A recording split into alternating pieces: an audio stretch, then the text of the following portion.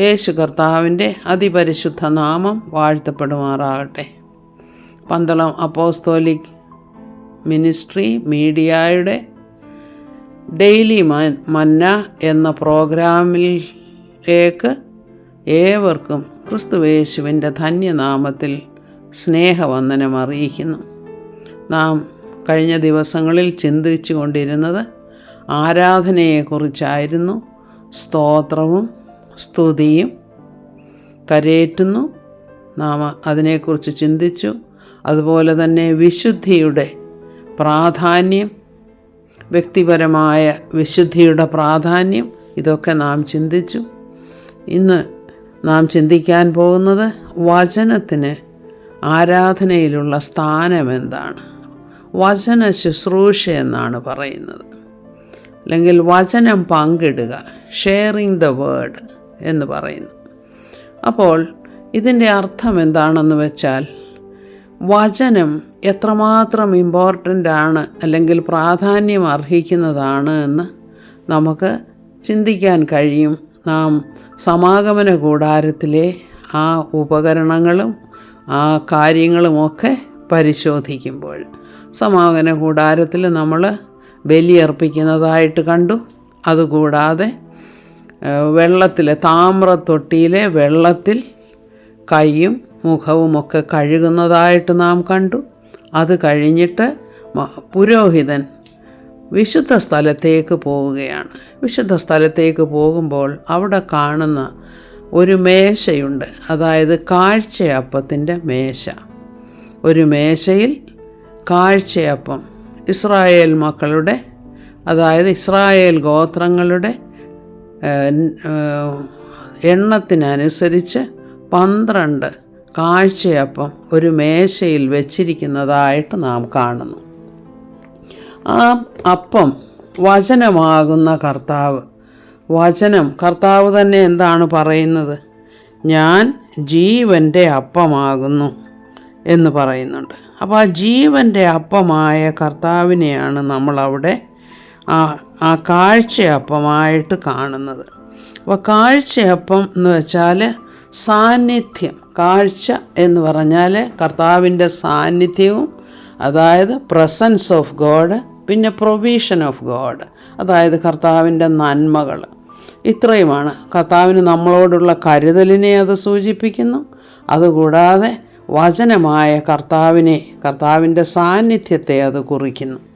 അപ്പോൾ വചനം അവിടെ നിഴലായിട്ടാണ് നമുക്ക് പ്രത്യക്ഷപ്പെടുന്നത്. വചനത്തിൻ്റെ നിഴലായിട്ടാണ് ആ അപ്പം അവിടെ നാം കാണുന്നത്. എന്നാൽ പുതിയ നിയമത്തിൽ അതിൻ്റെ ശരിയായ ആത്മീയ അർത്ഥം, അതിൻ്റെ പൊരുൾ തന്നെ നമുക്ക് തിരിച്ചു തരുന്നത് കർത്താവിൻ്റെ വചനങ്ങളിൽ കൂടെ നമുക്ക് മനസ്സിലാകാം. കർത്താവ് എന്താണ് പറയുന്നത്?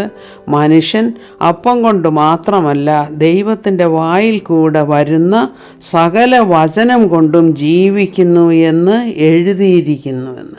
ഇതാണ് നാം കാണുന്നത്.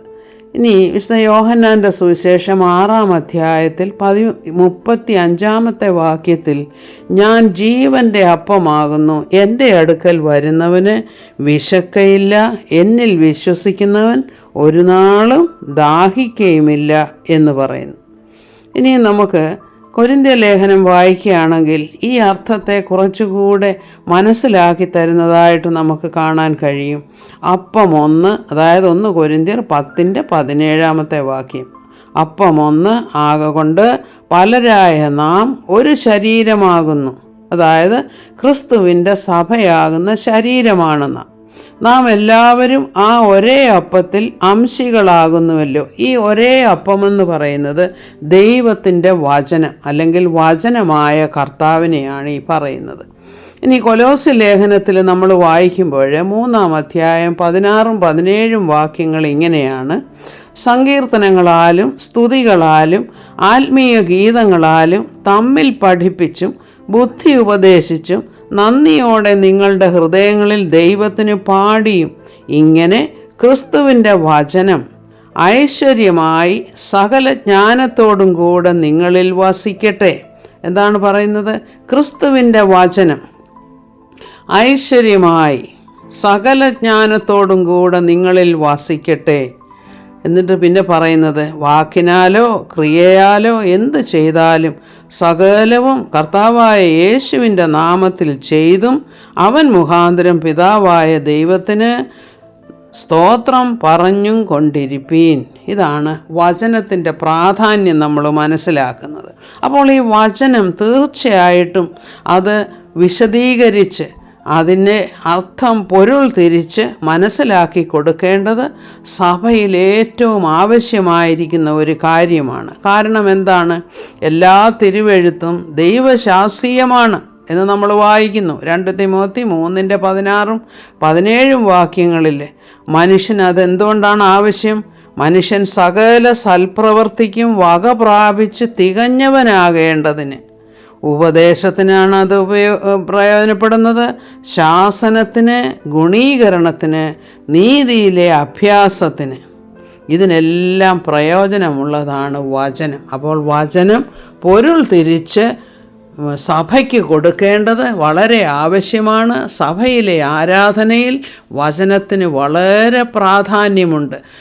കർത്താവിനെ തിരിച്ചറിയുന്നതും കർത്താവിൻ്റെ വചനമറിയുന്നതും അവിടെ നിന്നും ആ ആത്മാവിനെ ഉൾക്കൊള്ളുന്നതും, അതായത് ഇതൊക്കെയും നമുക്ക് ആവശ്യമായിട്ടുള്ള കാര്യമാണ്. ഈ വചനങ്ങളാൽ കർത്താവ് നമ്മെ അനുഗ്രഹിക്കട്ടെ എന്ന് പ്രാർത്ഥിക്കുന്നു.